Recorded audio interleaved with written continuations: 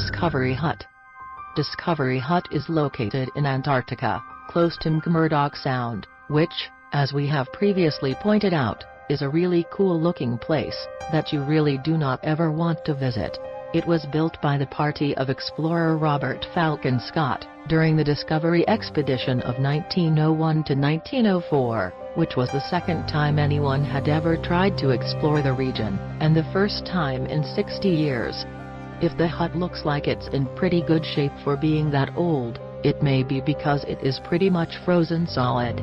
Inside this incredibly drafty little hut, that sits in one of the coldest regions on the planet, you'll find functionally useless equipment, 90-plus-year-old stores of seal carcasses, meat and blubber, snow, ice and despair.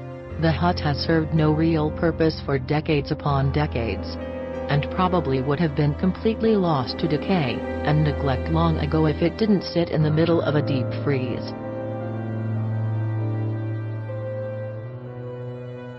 Anderlecht Veterinary School. The last remaining unrenovated building out of the 19 that used to make up a veterinary complex in Anderlecht, Brussels has stood deserted since the 90s.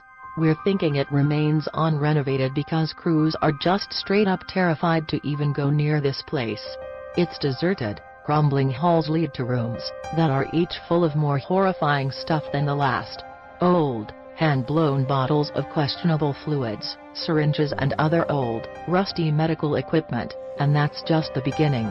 The main attractions are the animal heads and brains and assorted parts stuffed into jars throughout the building, which has come to appropriately be called the Horror Labs.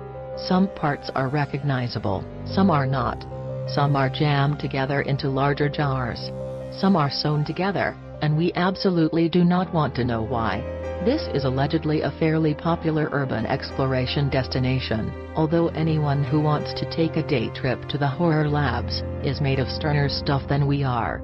In fact, we think it's time to get started on our list of the 10 cutest kittens ever photographed, so we can get some sleep tonight.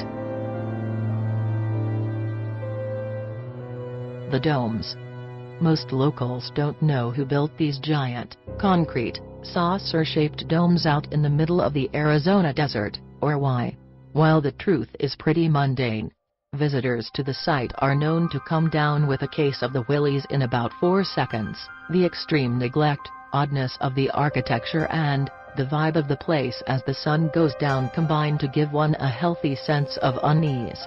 While these may look like 50s-era flying saucer replicas, they were in fact built in 1982, by an electronics company. Their weird design was supposed to assist with insulation, and be cheap to construct.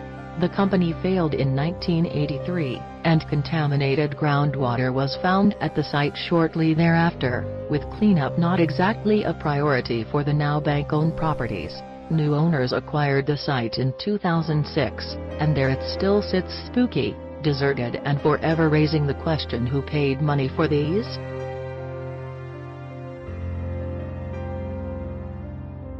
Holy Land USA.